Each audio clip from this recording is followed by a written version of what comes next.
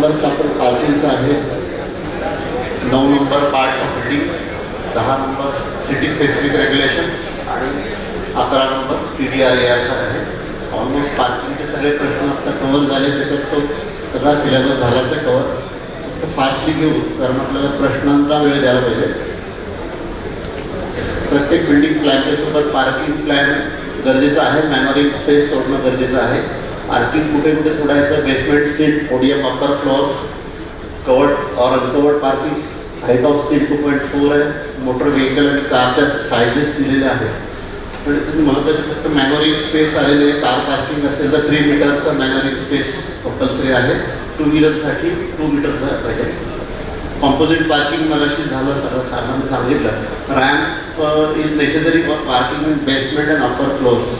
बऱ्याचदा प्रश्न की रॅम्पच्या इथे लिफ्ट ठेवली तर चालेल का, तर चालणार नाही. Ramp is must, lift is optional. रॅम्पसाठी स्पेसिफिकेशन दिलेले आहेत. At least 2 ramps of minimum 3 metre width. 2 wheeler असेल तर 2 मीटर विड्थ. स्लोप मेन्शन केला आहे. Instead of 2 ramp 6 metre with minute provisions आहे. In case of plots 100 square meter or less, only 1 ramp of 3 meter is sufficient. Other parking required common parking area आहे. आणि mercantile आणि commercial building असेल तर loading unloading spaces ठेवण्याची गरज आहे. पार्किंगमध्ये लॉकअप गॅरेजमध्ये पार्किंग करता येईल, जे FSIमध्ये काउंट करायला लागेल. पुढचा मुद्दा पार्किंगचा आहे तो साईड मार्जिनमध्ये आणि फ्रंट मार्जिनमध्ये पार्किंग आता अलाउड आहे. पूर्वी फ्रंट मार्जिनमध्ये अलाउड नव्हतं. नॉन स्पेशल बिल्डिंग असेल तर बिल्डिंग लाईनपासून 3 मीटर अंतर सोडायला लागेल ड्राईव्हवे म्हणून, आणि त्याच्या पुढे पलीकडे पार्किंग अलाउड राहील. स्पेशल बिल्डिंग असेल तर मिनिमम 6 मीटर अंतर बिल्डिंग लाईनपासून सोडायचं, त्याच्यानंतर पार्किंग अलाउड राहील.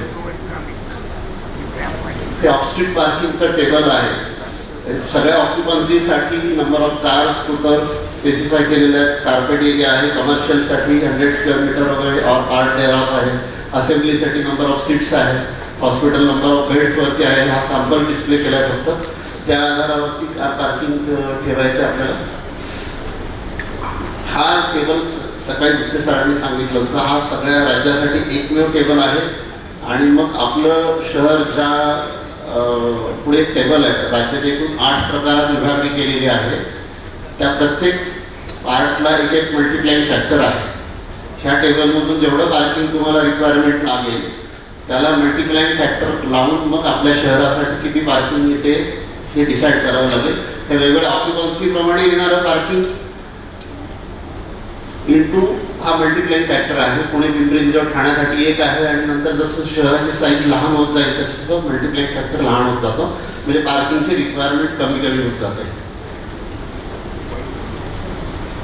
आणि हे जर आफ्टर कॅल्क्युलेटिंग एंटायर पार्किंग जर फ्रॅक्शनमध्ये आलं तर 0.5च्या पुढे 1 आणि 0.5च्या खाली कमी करायचं आहे. पार्किंग 2 केसेसमध्ये इंडिपेंडंट दाखवण्याची गरज नाही. In case of independent single family residential bungalow having plot area up to 300 square metre specially वेगळ्याने पार्किंग दाखवायची गरज नाही. त्याचप्रमाणे रो हाऊस आणि शॉपसाठी जो प्लॉट आहे 100 स्क्वेअर मीटर त्यासाठी वेगळ्याने दाखवायची गरज नाही. मेकॅनिकल हायड्रोलिक स्टॅक अशी झालं आहे. पार्किंगचा एरियाबद्दल सांगितलं. 50% पेक्षा गेल्यावर पुढे 10% प्रीमियम भरायचं होतं. आपण चर्चा केली ऑलरेडी. पुढचा आहे requirement of parts of building. पार्ट्समध्ये प्रत्येक रूमला साईज डिसाईड केलेली असायची पूर्वीच्या बायलॉजवर, ती आता काढून टाकली. साईज किती स्क्वेअर मीटरची असावी, लांबी रुंदी खोल्यांची किती असावी हे आता पूर्ण काढून टाकलं. फक्त हाईटचं रिस्ट्रिक्शन आहे. वेगवेगळ्या ऑक्युपन्सीप्रमाणे 2.4 metre minimum to 6 metre minimum assembly building वगैरेसाठी जे टेबल DCRमध्ये आहेत त्या ऑक्युपन्सीप्रमाणे मॅक्सिमम हाईट तिथे डिफाईन आहे. त्याच्यात लिहिलेल्या हाईटपेक्षा जास्तीची हाईटसुद्धा आपल्याला अनुज्ञेय होऊ शकते जर स्पेशल काही रिक्वायरमेंट असेल तर, आणि तेही फ्री ऑफ ऑफिस आहे. काही ठिकाणी अशी तरतूद होती की जर 3.5च्या पुढे हाईट असेल तर त्या एरियाच्या 50% एक्स्ट्रा FSI काउंट केला जायचा. तो आता ती प्रोव्हिजन नाही आहे. पुढचा मुद्दा आहे कबड. ग्राउंड फ्लोअर सोडून उरलेल्या सगळ्या मजल्यांवरती एक कपाट अनुज्ञेय आहे. प्रत्येक रूमचा कुठल्याही एका भिंतीवरती फ्लोअर टू रूफ एवढ्या उंचीचं कपाट अनुज्ञेय आहे. ते साईड मार्जिनमध्ये प्रोजेक्ट करता येईल 0.6 मीटरपर्यंत. आणि स्पेशल बिल्डिंगमध्ये त्याला मिनिमम 6 मीटर अंतर राहायला पाहिजे फर्स्ट सेकंड फ्लोअरपर्यंत, जे फायर फायटिंग व्हेकल फिरणार पाहिजे. मग अशी गुप्ते सरांनी सांगितल्याप्रमाणे जर पार्किंग फ्लोअर्स खाली दोन असतील तर पहिल्या फ्लोअरला सुद्धा 4.5 मीटरपर्यंत मिनिमम साईड मार्जिन आपल्याला मध्ये प्रोजेक्ट करता येईल कपड. बेसमेंटचाही इश्यू कशी झालेला आहे, काही युजर्स परमिसिबल आहेत त्याच्यामध्ये फ्री ऑफ FSI आणि काही विथ FSI आहे. Air conditioner equipments, parking spaces, digital set, meter room, ETP, ST, suction tank, compound हे वापरणारे होतील फ्री ऑफ FSI. आणि with FSI storage, strong room, bag, काही ऑक्युपन्सीचे स्पेशल रिक्वायरमेंट असते की ते बेसमेंटमध्येच पाहिजे. जसे रेडिएशन थेरपी असेल, रेडिओथेरपीच्या काही ट्रीटमेंट्स असतील मेडिकलसाठी, तर त्या गोष्टी आपण मेडिकल शॉप आहे, cold storage for hospital building, commercial using first basement in case of malls, हे युजरमध्ये FSI मध्ये काउंट करून बेसमेंटमध्ये युजर अलाउड आहेत. बेसमेंट जर नॉर्मल बेसमेंट आपण जी करायचं 0.9 to 1.2 metre above surrounding ground level असं बेसमेंटची पुढची स्पेसिफिकेशन होते.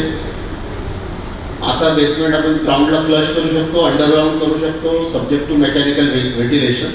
ज्या अंडरग्राऊंड किंवा फ्लश बेसमेंट केलं तर आपल्याला साईड मार्जिनमध्ये पूर्ण एन्क्रोच करायला अलाउड आहे. प्लॉट बाउंड्रीज 1.5 मीटरपर्यंत साईड मार्जिनमध्ये आपण एक्स्ट्रा घेऊ शकतो for the sake of parking. पुढचा पोडियम आहे. पोडियमची height at least 2.5 metre from floor to soffit of beam. Podium shall be allowed at vision 6 metre, तिन्ही बाजूनी 6 मीटर सोडून मग पोडियम अलाउड आहे. त्या पोडियमवरती आपल्या लेआउटमध्ये जे 10% मॅन्डेटरी ओपन स्पेस आहे त्याच्यातले 50% ओपन स्पेस या पोडियमच्या वरती आपण सोडू शकतो. आणि दुसरा एक ऑप्शन त्यांनी दिला आहे की 100% जर सोडायचे असेल तर त्या बिल्डिंगच्या मिनिमम साईड मार्जिन जेवढे लागतात त्याच्या ॲडिशनली 1.5 मीटरचं जर स्ट्रीप चारही बाजूने आपण ठेवली सॉफ्ट स्पेस, जेणेकरून ट्री झाडं वगैरे लावण्यासाठी, ट्री ॲक्टची कम्प्लायन्स होण्यासाठी, तर मात्र हे आपल्याला 100% open space, recreational open space पोडियमच्या वरती सोडता येऊ शकेल. आणि पोडियमवरती play area for school, club house वगैरे बांधता येईल, पण असं जर काही बांधकाम केलं तर ते FSI मध्ये काउंट होईल. पुढचा मुद्दा आहे बाल्कनी. डी क्लासमध्ये वाटतं बाल्कनी एनक्लोज करायला अनुमती नव्हती, आता हे अनुमती आहे. मिनिमम बाल्कनीची विड्थ 1 मीटर पाहिजे, मॅक्सिमम 2 मीटर पाहिजे. सेटबॅकमध्ये प्रोजेक्ट करायला अलाउड आहे. सब्जेक्ट टू नॉन स्पेशलमध्ये 2 मीटरचं समास अंतर बाकी राहिलं, म्हणजे प्लॉट बाउंड्री आणि बाल्कनीची एक्स्ट्रीम एज याच्यामध्ये 2 मीटर पाहिजे. तेच स्पेशल बिल्डिंगमध्ये 4.5 मीटरपर्यंत अलाउड आहे. मात्र फर्स्ट फ्लोअरला 6 मीटर पाहिजे, आता फायर फायटिंग व्हेकलसाठी. मग अशी जसं आपण कबर्डचं बघितलं तसंच याला इथे रिस्ट्रिक्शन आहे. नंतर कंजस्टेड नॉन कंजस्टेड एरियामध्ये सांगितलं ते इनकंजस्टेड एरियामध्ये फ्रंट 4.5 मीटरची लेंथ मिनिमम रिक्वायर्ड असते. 4.5 पेक्षा कमी असेल तर 2.25 मीटरचं सेटबॅक देऊन 4.5ची लेंथ क्रिएट केली जाते. त्या 4.5 मध्ये मात्र प्रोजेक्ट करायला अलाउड नाही बाल्कनी. तसंच कंजस्टेड एरियामध्ये 1 मीटरचं साईड मार्जिन रिक्वायर्ड आहे, त्याच्यामध्ये सुद्धा बाल्कनी प्रोजेक्ट करायला परमिसिबल नाही. हे बाल्कनी एनक्लोज करायला आता परवानगी आहे, पण त्याच्यावर एक रायडर ठेवला आहे. एनक्लोज केल्यानंतर रूमची जी साईज तयार होणार आहे त्याच्यातला 1/3 पोर्शन हा बाल्कनी जनरेट मॅक्सिमम असला पाहिजे. 3 मीटरची रूम होत असेल बाल्कनी एनक्लोज केल्यानंतर, तर त्याच्यातला बाल्कनीचा पार्ट हा 1 मीटरपेक्षा जास्त असू नये. 4.5 मीटरची रूम असेल तर 1.5 पेक्षा जास्त असू नये. हे सपोर्टेड डबल हेड टेरेस आहे. साईड मार्जिनमध्ये बिल्डिंग लाईनमध्येच ते बांधायचे. हे प्रोजेक्ट करता येणार नाही आहे. स्टिल्ट आहे, मल्टी लेवल स्टिल्ट अलाउड आहे. 2.4 मीटर. स्टॅक पार्किंग असेल तर 4.5 मीटर क्लिअर डिस्टन्स पाहिजे. मिनिमम डिस्टन्स प्रिस्क्राईब केलेले आहे. इथे स्टिल्टमध्ये हॅबिटेबल यूज केला तर FSI मध्ये काउंट करायचा. मगाशी जो कोणीतरी काढला विषय, स्टिल्टमध्ये हे वॉचमॅन केबिन किंवा toilets, servant room, drivers toilet हे केलं तर हे अलाउड नाही केलं तर FSI मध्ये काउंट होईल. लिफ्टच्या बद्दल आहे. 15 मीटरच्या पुढे गेले की 1 लिफ्ट कंपल्सरी, 24च्या पुढे गेले की 2 लिफ्ट कंपल्सरी. फायर लिफ्ट 15 मीटरच्या पुढे 1 कंपल्सरी आहे. जी मिनिमम लिफ्ट 1 लागते लिफ्ट ती आपण फायर लिफ्ट म्हणून दाखवू शकतो. 24च्या पुढे गेल्यावर 2 लिफ्ट ज्या सोडायचे त्याच्यातली 1 लिफ्ट फायर लिफ्ट म्हणून आपण दाखवू शकतो.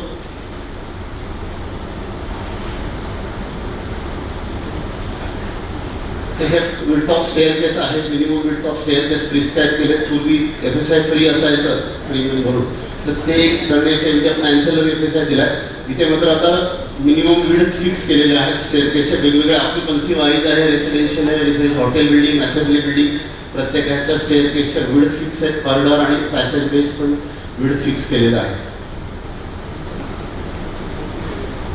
आणि इथे स्पेशल बिल्डिंग असेल तर 2 स्टेअरकेस मगाशी सांगितलं. स्पेशल बिल्डिंगला 2 स्टेअरकेस मिनिमम गरजेचे आहेत. पुढचा रिफ्यूज एरिया हा महत्त्वाचा पार्ट आहे. फायरच्या इव्हॅक्युएशनसाठी लोकांना 24 मीटरच्या पुढे जर बिल्डिंग गेली तर रिफ्यूज एरिया कंपल्सरी आहे. तो 24/7 ॲक्सेसिबल टू ऑल पाहिजे. तर त्याचं प्रमाण दिलं त्यांनी 15 स्क्वेअर मीटर किंवा 2 कॉन्झिक्युटिव्ह फ्लोअरमध्ये जेवढे लोक राहतात तर per person 0.3 square metre per person ह्या प्रमाणाने जे एरिया येईल तो आणि 15 square metre which is maximum असा एरिया तिथे रिफ्यूज एरिया कंपल्सरी आहे. आणि हा ॲक्सेसिबल पाहिजे सगळ्यांना. बऱ्याच ठिकाणी प्रश्न येतो की बाल्कनी हा एरिया आम्हाला रिफ्यूज एरिया म्हणून फायर ऑफिसर क्लिअर NOC देतो. त्या केसमध्ये ते परमिसिबल होणार नाही, कारण बाल्कनी हा सगळ्यांना ॲक्सेसिबल असलेला पोर्शन नाही. की कुठल्या जरी एखाद्या फ्लॅटच्या मालकाकडे असते तर लॉक लावून गेला तर ते त्याचा जो काही आपल्याला यूज पाहिजे बोनाफाईड तो आपल्याला मिळणार नाही. त्यामुळे रिफ्यूज एरियाच्या बाबतीत ती तडजोड करता येणार नाही.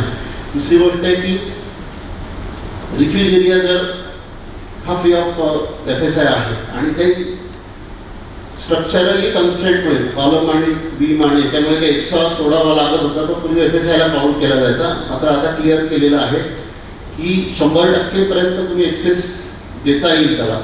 तिथंपर्यंत आला तरी त्याला FSIमध्ये काउंट करायचं नाही. त्याचे लोकेशन कुठे असेल तर 24च्या वरती इमिडिएटली पहिला फ्लोअर हा रिफ्यूज एरिया, त्या फ्लोअरला रिफ्यूज एरिया कंपल्सरी आहे. तो कॅन्टिलिव्हर असावा, ओपन टू एअर असावा, बाहेरून एव्हॅक्युएशन करता यावं याच्यासाठी गरजेचं आहे. दुसरा रिफ्यूज एरिया 39 मीटर अबोव त्याच्या लेवलला करायचा आहे. हे आर्किटेक्चरल प्रोजेक्शन्स हॉरिझॉन्टल आणि व्हर्टिकलमध्ये थोडं लिबरल आहे. हॉरिझॉन्टलमध्ये H/20 subject to minimum 0.3 and maximum 3 metre exclusive of side and rear margin of 6 metre for the movement of fire fighting vehicle in case of special. आणि व्हर्टिकलच्या बाबतीत H/20 subject to maximum 6 metre. तर हे एक चांगलं tool आहे, flexible आहे. आर्किटेक्चरसाठी चांगल्या स्कायलाईन डेव्हलप होईल, चांगल्या इलेव्हेशनच्या बिल्डिंग्स क्रिएट होतील हे असं अपेक्षित आहे.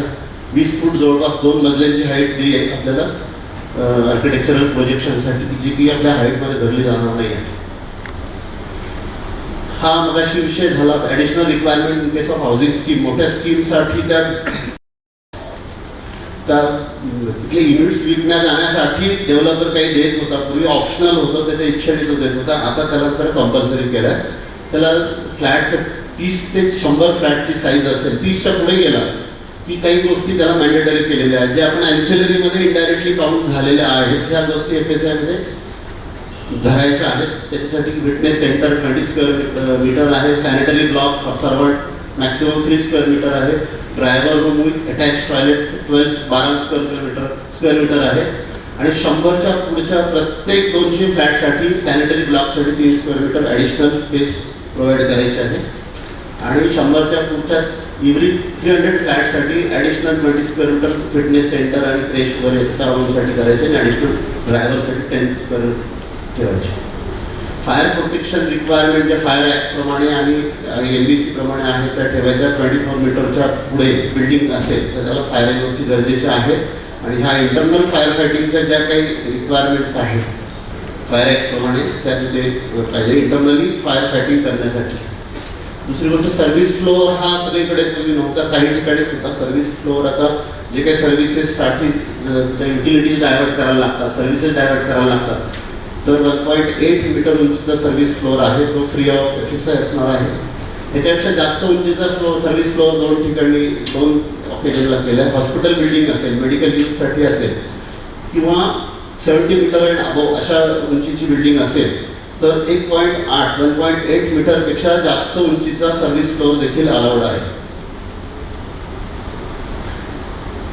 ते सिटी स्पेसिफिक रेग्युलेशन आहे. सगळ्या गुप्ते साहेबांनी सगळं डिस्क्राईब केलेलं आहे. सिटी वाईज त्याचं याचं कॅरेक्टर मेंटेन करण्यासाठी सिटी स्पेसिफिक रेग्युलेशन्स डिस्क्राईब केलेले आहेत.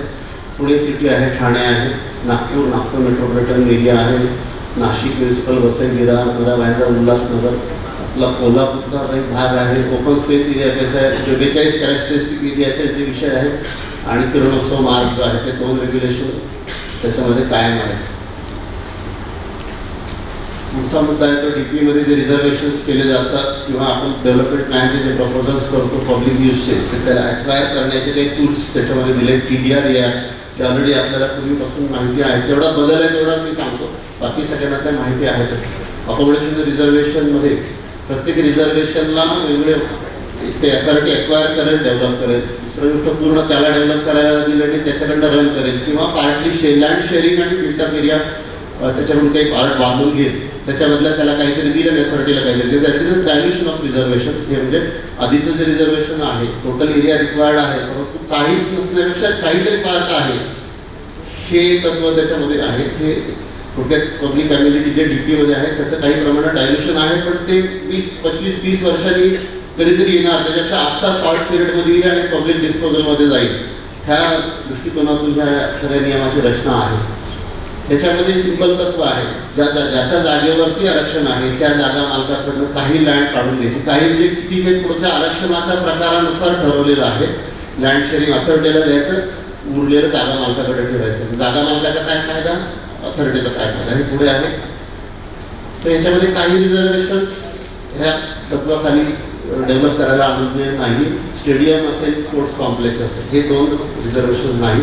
त्याशिवाय जे ॲबनॉक्सियस प्रकारची जे कुणालाच नको असतात अशी रिझर्वेशन जे आहे ते क्रिमेशन ग्राउंड आहे, ब्युरियल ग्राउंड आहे, स्लॉटर हाऊस आहे, STP आहे, वॉटर ट्रीटमेंट प्लांट आहे, वॉटर टँक आहे, हे असे कुठेतरी क्रिमेशन ग्राउंड आहे किंवा ब्युरियल ग्राउंडसाठी जागा रिझर्वेशन मी तुम्हाला खाली करून देतो असं शक्यतो कुणी पुढे येत नाही. तर ही रिझर्वेशन्स त्याच्यामध्ये अनुज्ञेय नाही.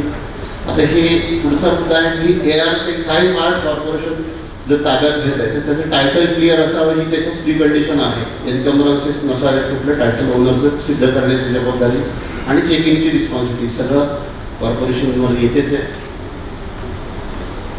त्याच्यात ओनरला काय फायदा आहे, तो ओनरला काय करायचं, कॉर्पोरेशन किंवा प्लॅनिंग अथॉरिटीचा जो शेअर आहे तो लँड शेअर त्यांना हँडओव्हर केल्यानंतर त्या ओनरकडे जी जागा होती ती ॲटोमॅटिक रिझर्व होते आणि त्या रिझर्वेशनच्या लागून असलेला जो प्रिडॉमिनंट झोन आहे त्या झोनप्रमाणे जे डेव्हलपमेंट पोटेन्शियल मिळू शकतं ते त्याला त्याच्या रिमेनिंग जागेवर मिळेल. तर हे किती मिळेल, ते रिझर्वेशन नसतं पूर्ण तर त्या पूर्ण जागेवर त्या मालकाला किती फायदा झाला असता. तर पूर्ण जागेचा 1.1 हा बेसिक FSI मिळाला असता, पूर्ण जागेचा विचारात घेऊन 0.5 पेड FSI मिळाला असता आणि पूर्ण जागा विचारात घेऊन TDR रिसिव्हिंग पोटेन्शियल त्या प्लॉटचं जे आहे ते मिळालं असतं. तर इथं प्रिन्सिपल ते आहे की त्याला अदरवाईज जे मिळालं असतं ते त्याच्या पार्ट जागेवरती मिळेल. म्हणजे जागा जरी हँडओव्हर केली त्या जागेचा बेसिक FSI, ती जागा विचारात घेऊन दिलेला प्रीमियम FSI, ती जागा विचारात घेऊन TDR रिसिव्हिंग पोटेन्शियल हे त्याच्या रिमेनिंग प्लॉटवरती त्याला वापरायला अनुज्ञेय केलं आहे. त्याशिवाय काय मिळणार आहे त्याला, कॉर्पोरेशनला किंवा नियोजन प्राधिकरणाला, नगरपालिकेला जी जागा हँडओव्हर करून देणार आहे त्या जागेवरती पुढे त्या तक्त्यामध्ये काही कन्स्ट्रक्शन करून द्यायचं आहे, काही ठराविक बिल्टअप एरिया त्यांनी बांधून द्यायचा आहे, स्वतःच्या खर्चातून बांधून देतात. ते जे त्यासाठी जो खर्च येईल त्यालाही तो त्याला TDR त्याला जनरेट अमेरिकी TDR जनरेट होणार आहे, तो पुढे आपण करणार. ते फॉर एव्हरी रिझर्वेशन जे आहेत, रिझर्वेशनचे प्रकार आहेत, कमर्शियल प्रकारचे रिझर्वेशन, हेल्थ फॅसिलिटी, ट्रान्सपोर्ट, रेसिडेन्शियलच्या प्रकारचे reservation, AWS housing, economical housing वगैरे, असेंब्ली इन्स्टिट्यूशन त्या प्रकारची बिल्डिंग, अदर बिल्डेबल रिझर्वेशन. याच्यामध्ये 3 कॅटेगरी केले, ABC class municipal corporation, D class municipal corporation आणि A क्लास म्युनिसिपालिटी, B आणि C क्लास म्युनिसिपल काउन्सिल, अशा 3 category आहेत. त्याच्यामध्ये त्या रिझर्वेशनच्या 40% जागा त्या प्लॅनिंग अथॉरिटीला हँडओव्हर होईल. हँडओव्हर केल्यानंतर करताना त्या जागेवरती कन्स्ट्रक्शन 50%, 25%, 20%. हे 50% म्हणजे टोटल एरियाच्या 50% बिल्टअप द्यायचं. 4000 चौरस मीटरचं रिझर्वेशन असेल, 2000 चौरस मीटरचं बांधकाम त्यांनी त्या 40% लँड जी अथॉरिटीला द्यायचं त्या जागेवर बांधून द्यायचं. कसं जायचं की त्या अथॉरिटीची जी स्पेसिफिकेशन्स असतील, हॉस्पिटल असेल, डिस्पेन्सरी, मॅटर्निटी होम्स असेल तर ते अथॉरिटीने डिसाईड करून द्यायचे की ह्या स्पेसिफिकेशन्स प्रमाणे आम्हाला बांधून दे, मग ते हँडओव्हर करायचं. हे प्रत्येक रिझर्वेशन प्रमाणे त्याचं शेअरिंग आहे, लँड शेअरिंग आहे आणि बिल्टअप आहे. ह्याच्यात पूर्वी 40-50% शेअरिंग होतं, आता छोट्या गावांना शेअरिंग कमी केलेलं आहे, कारण याला ॲम्युनिटी AR खाली छोट्या गावात जिथे TDRची किंवा FSIला काही फारशी व्हॅल्यू नाही येते, फर्दर डेव्हलपमेंटचा ट्रेंड आहे, अशा ठिकाणी तो लँड शेअर अथॉरिटीचा कमी केलेला आहे. ह्याच्यामध्ये 2 रायडर आहेत जे ओपन प्रकारची रिझर्वेशन आहे, गार्डन असेल किंवा प्लेग्राऊंड असेल. हे ह्या यादीतली सगळी रिझर्वेशन पार्टली डेव्हलप करायला आवडतं. एका रिझर्वेशन 3 मालक 2 मालक 4 असेल तर सगळ्यांनी एकत्र येण्याचं बंधन नाही, तो त्याचा मालकाचा हिस्सा स्वतःचा घेऊन येऊन याच्याखाली आपल्याला परमिशन देता येते. फक्त 2 रायडर ओपनच्या प्रकारची रिझर्वेशनमध्ये पुढे 70% त्याला ते घ्यायचं आहे लँड, तर 70% जागा ही 1000 चौरस मीटर असली पाहिजे मिनिमम. म्हणजे गार्डनची सलगता येण्यासाठी ती जागा मिनिमम 1000 असायला पाहिजे. थोडी अशी 20 मीलवरतीचं गार्डन डेव्हलप होणार नाही, युजेबिलिटीसाठी 1000 पाहिजे. आणि एज्युकेशनल जे आहे प्राथमिक शाळा आणि माध्यमिक शाळा त्याच्यामध्ये हँडओव्हर होऊन येणारा एरिया हा 2000 चौरस मीटर असला पाहिजे. त्याच्यापेक्षा कमी असेल तर तुम्ही ती तुकड्यांमध्ये परवानगी देता येणार नाही. मग 2 जण एकत्र येऊन करा, पण आम्हाला एरिया मिनिमम एवढा असायला पाहिजे. त्याच्यातल्या पुढच्या प्रोव्हिजन्स काही इम्पॉर्टंट आहेत. पार्टली डेव्हलपमेंट आहे, इन्स्टिट्यूट TDR जनरेटेड. आता याच्यामध्ये असं आहे की 70% ओपन प्रकारचे रिझर्वेशन 70% लँड शेअर हँडओव्हर करायचं, त्याला 30% रिटेन होतं. त्याच्यामध्ये बेसिक FSI वापर, पेड वापर, TDR सगळं देऊन केलं तरी त्याला 30% त्याचा बेसिक FSI वापरला जात नसेल 1.1, तर तो अनयुटिलाइज जो FSI 1.1 जो त्याचा इनहरंट हक्क आहे त्या जागा मालकाचा तो तिथे प्रोटेक्ट केला आहे. अनयुटिलाइज FSI जो तिथे राहतो तो TDR मध्ये फ्लोट करायला परवानगी दिली आहे. मग बस डेपो बस स्टँड त्याच्या युजर्स प्रमाणे काही रिस्ट्रिक्शन्स आहे. 40% एरिया पार्किंग आणि मुवमेंट ऑफ व्हेकलसाठी सोडणं गरजेचं आहे. आता पार्किंग एकमेव असं रिझर्वेशन आहे की त्यात लँड शेअरिंग केलेलं नाही. ते पार्किंग इनशीट्स वापरायचं आपलं बांधायचं आहे आणि खाली stilt basement first floor second फ्लोअरपर्यंत पार्किंग तुम्ही बांधू शकता आणि उरलेलं सगळं FSI तुम्हाला जे पोटेन्शियल त्या पार्किंगच्या वरती बांधू शकता. हे स्वतःचं बांधकाम वरचं करताना त्याचं कॅप्टिव्ह पार्किंग आहे ते तुम्हाला सेपरेटली दाखवायचं. आणि हे अथॉरिटीला जे पार्किंग तुम्ही हँडओव्हर करून देणार आहात त्याला एंट्री एक्झिट सेपरेट पाहिजे आणि पूर्ण आयसोलेशन त्या वरच्या बिल्डिंगचं ह्याचं आयसोलेशनमध्ये पाहिजे, जेणेकरून अथॉरिटी याचा वापर प्रॉपरली करू शकेल. त्या काही कॉम्पोजिट प्रकारचे रिझर्वेशन जुन्या DPमध्ये काही आहे, टाउन हॉल, लायब्ररी किंवा वेज मार्केट, शॉपिंग सेंटर. तर अशा प्रकारचं ते त्याचं स्प्लिट कोणत्या वापराला काय वापरायची क्लॅरिटी आधी नव्हती, मग कुठेतरी रेफरन्स करावं लागायचं. त्यासाठी हे सोडवलं आहे. टाउन हॉल आणि लायब्ररी असं असतं तर 90-10 अशा प्रपोर्शनमध्ये त्याचं डिवायडेशन आहे. अन्य सगळ्या रिझर्वेशनसाठी 50-50 हे कन्सिडर करायचं आहे. आता reservation not included in list. आता हे सगळे लिस्टमध्ये सगळ्या DPमधले रिझर्वेशनचे प्रकार नावं सगळं कव्हर करायचा प्रयत्न केला, पण इन केस असं कुठेतरी एखाद्या DPमध्ये असं रक्षण असते की जे इथे नाही आहे तर ते कशात बसेल, त्यासाठी रेफरन्स करायचं, 37 मॉडिफिकेशन करायचं, 37 सेक्शनचं. हे टाळण्याच्या दृष्टीने डिव्हिजनल जॉईंट डायरेक्टरला ते अधिकार दिलेले आहेत की ते विवक्षित आरक्षण असेल ते कोणत्या ह्या यादीतील कोणत्या आरक्षणाशी समकक्ष आहे, कॉम्पेटेबिलिटी ठरवून घ्यायची आणि त्याप्रमाणे ते नियम त्याला लावायचे. लँड शेअरिंग आणि बिल्डिंग ही प्रपोर्शनेट हे ठरवण्यासाठी डिव्हिजनल जॉईंट डायरेक्टरकडे रेफरन्स करावा लागेल.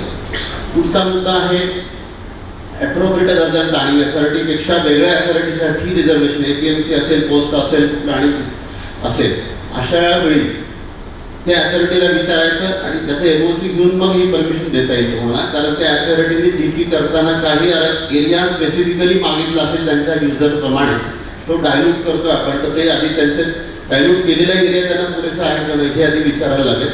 ते NOC घेऊन या एरियाखाली त्यांना आपण परवानगी देता येईल. तर हे समजा त्यांनी NOC दिली, परवानगी दिली, आपल्या एरियाला जर सपोज 50% लँड आली किंवा 40% लँडचा कन्स्ट्रक्शन एरिया 50% आपल्याकडे आला, तो ताब्यात आपल्याकडे रिटेन करायचा आहे ॲज अ फॅसिलिटेटर म्हणजे अथॉरिटीने. आणि जेव्हा त्या अथॉरिटीला गरज असेल दुसऱ्या अदर दॅन प्लॅनिंग अथॉरिटीला तो हँडओव्हर करायचा आहे, तर ते हँडओव्हर फुकट नाही करायचा, तर त्याच बांधकामाचे पैसे घ्यायचे. ज्या वर्षी हँडओव्हर करेल त्या वर्षी ते अथॉरिटीकडे पैसे घ्यायचे. जरी पैसे अथॉरिटीला खर्च आला नसला तरी त्याच्याकडनं वसूल करण्याचा आपल्याला मुभा आहे. फक्त हे गव्हर्नमेंट जर अथॉरिटी असेल अदर दॅन प्लॅनिंग अथॉरिटी, म्हणजे गव्हर्नमेंटला मागायचे नाहीत पैसे. अदर कंडिशन्स आहेत. The owner shall be entitled for amenity TDR already सांगितलं तर ओनर डिझायर्स टू कन्स्ट्रक्ट तर अम्युनिटी जर 40% किंवा 50% बांधून द्या असं जे मिनिमम प्रिस्क्रिप्शन आहे. एखाद्या ओनरला वाटेल मला आणखी जास्तच बांधून द्यायची इच्छा आहे आणि अथॉरिटीला जे ॲग्री असेल तर तो बांधायला त्याला मुभा आहे. जास्त देण्याला काही प्रॉब्लेम नाही. तेवढा त्याचा कन्स्ट्रक्शन TDR तेवढा जास्त जनरेट होईल. पुढचा मुद्दा आहे समजा काही आरक्षणांचा एरिया खूप छोटा असतो तो सेपरेटली डिवाइड होत नाही किंवा केला तरी तो हँडओव्हर करून अथॉरिटीलाही प्रॉपर युटिलायझेशन बिल्डेबल होत नाही किंवा याचं राहिला तरी दोघांचाही तोटाच आहे. तर अशा ठिकाणी कॉम्पोजिटली ती बिल्डिंग कंबाईन करता येते. त्याच्यातला जो लँड बिल्डिंगचा शेअर आहे लँड शेअरिंग होणार नाही. बिल्टअप एरिया 40% आहे. तर खालच्या मजल्यावरती प्रिफरेबली घ्यायचा किंवा आपल्या युटिलिटी वाईज कुठल्या मजल्यावर घ्यायचं आपल्याला ठरवायला लागेल. ते आरक्षणाच्या प्रकाराप्रमाणे कॉम्पोजिट बिल्डिंग अलाउड आहे. फक्त याच्यामध्ये त्या जागा मालकाकडनं 40% प्रीमियम आपल्या ASR लँडचा तो वसूल करायचा आहे. तर ह्याला काय regulation for of inclusive housing in immunity space हे ॲप्लिकेबल नाही. कारण हे रिझर्वेशन डेव्हलपमेंट ही इटसेल्फ आहे अम्युनिटी डेव्हलपमेंट ऑफ अम्युनिटी. त्यामुळे वेगळ्याने अम्युनिटी स्पेसचा जो नियम आहे तो याला लागू नाही. तसंच इन्क्लुझिव्ह हाऊसिंगचा नियम पण याला लागू नाही. रिक्रिएशनल ओपन स्पेस सुद्धा इकडे सोडायची नाही. फक्त रेसिडेन्शियल स्वरूपाची जी रिझर्वेशन्स आहेत त्याला मात्र तुम्हाला 10% रिक्रिएशनल स्पेस सोडणं गरजेचं आहे. हा झाला अकोमोडेशन रिझर्वेशन. पुढचा आपला मुद्दा आहे TDR ज्याच्या माध्यमातून आपण लँड ॲक्वायर करतो. ही पण थोडं फास्ट घेतो. आधीच्या नियमात कुठे बदल झाला आहे तेवढाच मी हायलाईट करतो. TDR is a compensation in the form of FSI or VR which can be utilized elsewhere. The FSI credit shall be issued in a certificate form. Certificate काय असावं, नाव कुठून जनरेट झाला आहे, त्याचा ASR रेट काय होतं, generating year काय होतं, ते सगळ्या गोष्टी आहेत. Reservation for appropriate authority other than planning authority जसं मगाशी होतं तसंच त्या अथॉरिटीची NOC घ्यायची आणि मग त्याला जागा हँडओव्हर करून TDR द्यायचा आणि त्या अथॉरिटीला जेव्हा जागेची गरज पडेल तेव्हा त्याला द्यायची जागा जागेचे पैसे ASR प्रमाणे ज्या वर्षी ती जागा त्या अथॉरिटीला ट्रान्सफर करणार त्या वर्षीचे पैसे त्याच्याकडून भरून घ्यायचे. केसेस इलिजिबल फॉर TDR त्या आधीच्या नियमाप्रमाणे 2-3 बदल झाले. फक्त ज्या गोष्टी DP सब्जेक्टेड टू ॲक्विशन असतील म्हणजे अक्वायर करण्यासाठी त्याच्यावर दाखवलं असेल DPवर अशा सगळ्या गोष्टींसाठी असेल.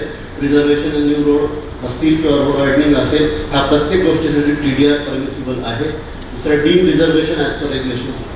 2 प्रकारचे डीम रिझर्वेशन्स आहेत आपल्याकडे जे अम्युनिटी स्पेस 6 पर्पजेससाठी प्लॅनिंग अथॉरिटी ताब्यात घेऊ शकते. ते मगाशी मुख्य साहेबांनी सांगितलं.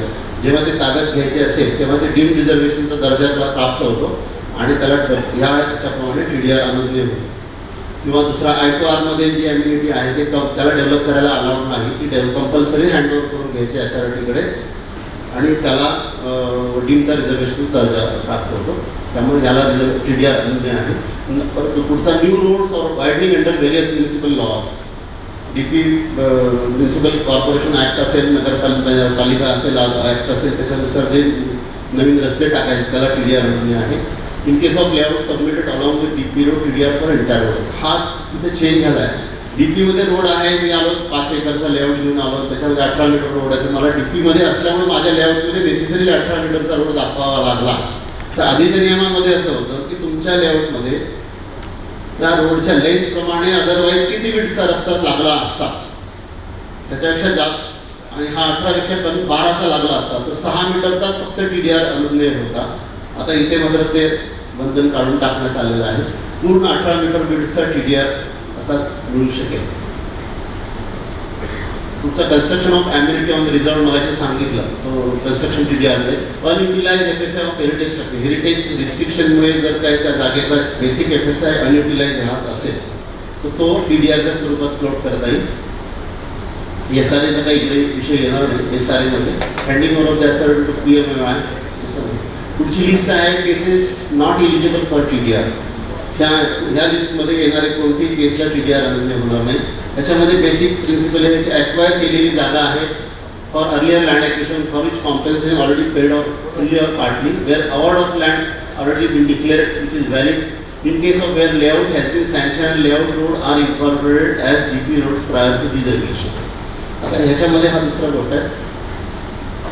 लेआउट ऑलरेडी मंजूर झाला आहे. मी मगाशी आधी सांगितले DP मंजुरीनंतर लेआउट टाकला आता लेआउट माझा मंजूर आहे, त्याच्यामध्ये माझा 12 मीटरचा रोड मी टाकला, इंटरनल रोड म्हणून दाखवला आहे. सबसिक्वेंट DP जेव्हा रिव्हिजनला येईल किंवा नवीन DP असेल तेव्हा त्या 12 मीटर रोडला धरून कॉर्पोरेट प्लॅनिंग अथॉरिटीने जर DP रोड दाखवला 12 मीटर पूर्ण, तो माझ्या रोडला धरून आहे, तर अशा केसमध्ये त्या 12 मीटर रोडचा TDR मिळणार नाही. लँड यूज एक्झिस्टिंग और retention user where lawful possession including mutual agreement or contract has been taken and such agreement does not provide for TDR. तर हा सगळीकडेच विषय येतो की ॲग्रीमेंट करून ताब्यात घेतली जागा आधी पण कॉम्पेन्सेशन पेड केलेलं नाही आणि TDRद्वारे देणार फ्युचरमध्ये हेही दिलेलं नाही, तर त्या केसमध्ये अमूल्य होणार नाही. ज्या ॲग्रीमेंटमध्ये ताबा घेताना भविष्यात प्रिव्हेलिंग रूल्सप्रमाणे TDR देण्यात येईल असं कमिटमेंट प्लॅनिंग अथॉरिटीकडून झालं असेल तेवढ्या केसमध्ये TDR देता येईल, अन्यथा नाही. और any designation allocation of zone existing नाला रिव्हर वॉटर बॉडी वगैरे असेल तर लँड्स स्प्रेड गव्हर्नमेंट. ठीक आहे. तर जनरेशनचं क्वांटम किती आहे, तर नॉन कंजेस्टेड एरियामध्ये आणि कंजेस्टेड एरियामध्ये 2 प्रकार केले. जेवढी जागा हँडओव्हर केली जाईल टोटल ग्रॉस एरियाच्या 2 टाइम्स मिळेल नॉन कंजेस्टेडमध्ये, आणि कंजेस्टेडमध्ये मात्र 3 टाइम्स मिळेल. पण ह्यासाठी दोन प्रिकंडिशन आहे. सराउंडिंग ग्राउंड लेवलपर्यंत ती जागा लेवलिंग करून द्यायची, ही एक कंडिशन आहे. दुसरी कंडिशन आहे कंपाऊंड वॉल किंवा फेन्सिंग बांधून द्यायचं त्याला, तर 2 आणि 3 मिळणार. फक्त हे DP रोड असेल तर फेन्सिंग आणि कंपाऊंडचं बंधन नाही. दुसरी गोष्ट अशी आहे की कंपाऊंड एखाद्या म्हटला मी बांधून नाही देते किंवा पैसे त्याचे भरतो, कंपाऊंड मला बांधायचं नाही, पैसे भरतो, तर पैसे भरून घ्यायचे. त्याचे काय तुमचे प्लॅनिंग अथॉरिटीचा जे काही कामाची DSR असेल त्याच्या हिशोबाने जे काही एस्टिमेट येईल ते पैसे भरून घेतले तर 2 आणि 3 तुम्ही देऊ शकता. परंतु काही रिझर्वेशनसाठी कंपाऊंड वॉल बांधणं हे डिझायरेबलच नाही आहे किंवा तो कंपाऊंड वॉल बांधत नाही आहे. अशा वेळी त्याचा पॉईंट 15 आणि TDR कमी होईल. 2च्या ऐवजी 1.85, 3ची जागी 2.85. पुढचा जनरेशनचा TDR क्वांटम हा कन्स्ट्रक्शन ऑफ पुढचा मुद्दा आहे लिगल इम्पेडिमेंट. काही जागेवर आहे तर त्या एरियामध्ये रिझर्वेशन्स आहेत.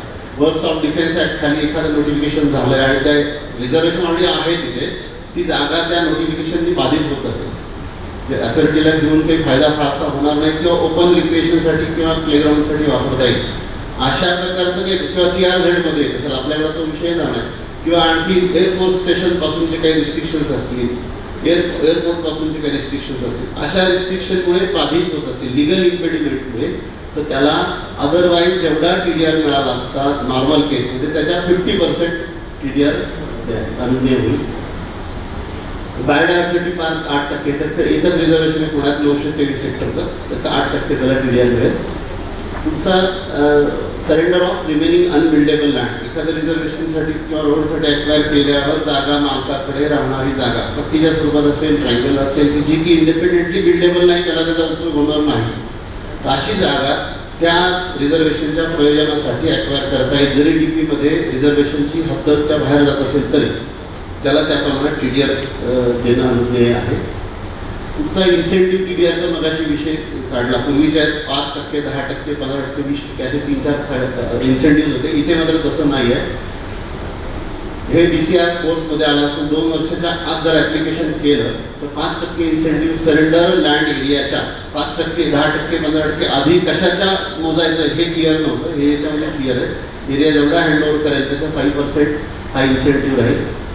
पुढचा क्वांटम आहे TDR against construction of amenity. Construction काही जे करून देणार ओनर आपल्याला त्या एरियामध्ये, त्याच्यासाठी अगेन्स्ट किती TDR द्यायचा, तर इथे सिम्पल प्रिन्सिपल आहे. त्या जागेचा त्याला टोटल बांधकामासाठी आलेला खर्च तो काढायचा कसा, तर ASR into that built up area हा त्याचा टोटल कन्स्ट्रक्शन कॉस्ट झाली, डिवायडेड बाय ज्या जागेवर ते बांधलं त्या जागेचा ASRचा रेट आणि गुणिले तो फॅक्टर 2.0.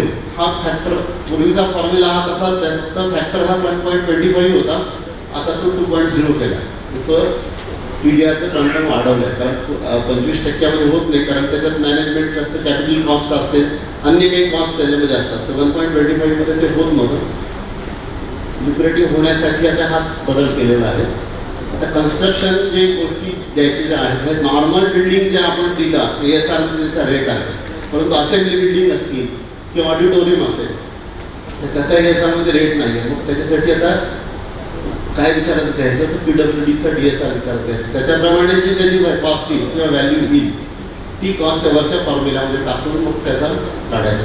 आता ह्याच्यामध्ये एक स्टेप अहेड केलं गव्हर्नमेंट, पण हे हॉल नुसता कॉन्क्रीटचा ताब्यात घेऊन उपयोग नाही, तर त्याच्यासाठी सिटिंग अरेंजमेंट पाहिजे, साऊंड सिस्टीम पाहिजे, अकॉस्टिक पाहिजे, तर त्या असेंब्ली हॉलला काही अर्थ आहे युटिलायझेशन पॉईंट ऑफ व्ह्यू.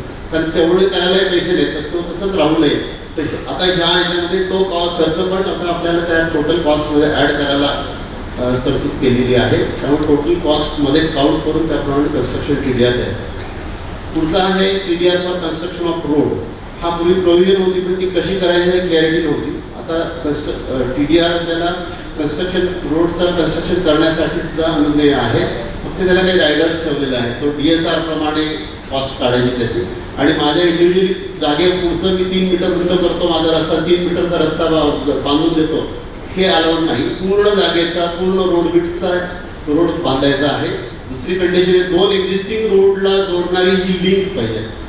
ती माझ्या जागेतून जात नसेल तर ज्याच्या अन्य लोकांच्या जागेतून जाते त्याचे NOC यांनी फॉलो करायचं. हे सगळं करून जर रोड लिंक बांधली पूर्ण तर त्याला कन्स्ट्रक्शन TDR रोडचा मिळणार आहे. फॉर्म्युला तोच आहे. आता कॉस्ट काढण्याचे 2 प्रकारातून वेगळं घेतलं. का जनरेट झालेला TDR कसा वापरायचा, युटिलायझेशनचा हा फॉर्म्युला सगळ्यांनाच माहिती, इंडेक्सिंग केलेला आहे. जनरेटिंग प्लॉटची ASR मधली किंमत आणि तिथे युटिलाइज करायचं आहे त्या प्लॉटची किंमत, दोघांचा जो रेशो येईल इंटू DRC, आपल्याला किती DRC म्हणून किती TDRच्या जागेला वापरायचा आहे, त्या फॉर्म्युलामधून जो उत्तर ह्याचं येईल तेवढा TDR आपल्याला रिसिव्हिंग प्लॉटवर वापरता येईल. रोड विड्थ आणि TDR युटिलायझेशन सकाळी सरांनी सांगितल्याप्रमाणे रोड विड्थ जशी मोठी होत जाते तसे TDRचा क्वांटम पण मोठा होत जातो. FSIच्या टेबल आपण त्या मगाशी बघितला, FSIचा टेबल होता त्याच्यामध्ये क्वांटम वाढवत नेलेले रोड विड्थप्रमाणे. पुढचा मुद्दा इन्फ्रास्ट्रक्चर इम्प्रुव्हमेंट चार्जेस, जे आधीच्या नियमामध्ये 5% ऑफ ASR व्हॅल्यू असं होतं ते आता ह्या नियमामध्ये काढून टाकलेले. कारण TDR युटिलाइज केल्यामुळे त्या नवीन एरियामध्ये काही इन्फ्रास्ट्रक्चरवरती बर्डन क्रिएट होतं आणि रिप्लेसमेंट करावी लागते इन्फ्रास्ट्रक्चरची, जी ती तरतूद आता त्यातून निघून गेली. युटिलायझेशन करण्यासाठी काही एरिया बार केलेले आहेत district agriculture zone, development green zone, green हे सगळे लिस्ट आहेत. त्याच्यामध्ये TDRचं युटिलायझेशन अलाउड नाही. SCR झोन असेल, हे रिझर्वेशन क्रेडिट बॉन्ड ते सकाळी सविस्तर झाले होते. त्याच्यामध्ये लँड ॲक्विजिशनसाठी जेवढे खर्च येणार आहे तेवढं तुम्हाला बॉन्ड पेपरवर प्लॅनिंग अथॉरिटी लिहून देणार की हे तुमच्या जागेचं तेवढं. जसं TDR क्रेडिट आहे, डेव्हलपमेंट राईटचं क्रेडिट आहे, हे फायनान्शियल क्रेडिट आणि ते वेगवेगळ्यासाठी कारणासाठी वापरता येईल. ते वापरताना एक बेनिफिट त्याच्यात, याला व्याज मिळणार नाही, पण एक बेनिफिट येईल की प्लॅनिंग अथॉरिटीला जो भरणा करायचा आहे, मला जर त्या ते मिळालं RCC मिळालं तर मी माझा भरणा प्रॉपर्टी टॅक्सचा असेल, डेव्हलपमेंट चार्ज असेल, अन्य कोणताही भरणा जो त्या प्लॅनिंग अथॉरिटीला मी करणं वेळोवेळी कुठल्या तरी कारणाने आवश्यक आहे ते सगळं मला करता येईल. पण असं झालं की मला काहीच भरणं माझं संपलं आहे, माझे क्रेडिट बॉन्ड मी करू काय, तर दुसऱ्याला ट्रान्सफरेबल करता येईल. ट्रान्सफरेबल आहे. दुसरा एखादा डेव्हलपर त्याचा वापर करून त्याचा डेव्हलपमेंट चार्जेस किंवा हे भरणा करू शकेल. पण मग डेव्हलपर कशाला येईल, त्याचा काय बेनिफिट आहे, तर हे रूल फोर्समध्ये आल्यानंतर 6 महिन्यानंतर त्या डेव्हलपर किंवा जो कोणी ह्या DRCच्या RCCच्या माध्यमातून कॉर्पोरेशनच्या पैशाचा भरणा करेल त्याला 10% रिबेट प्रोव्हाइड केली आहे नियमामध्ये. डेव्हलपमेंटच्या ऑल चार्जेस जे आहेत त्याला 10% रिबेट दिलेलं आहे. त्या RCCच्या मार्फत घर भरलं पैसे करतात. थँक्यू.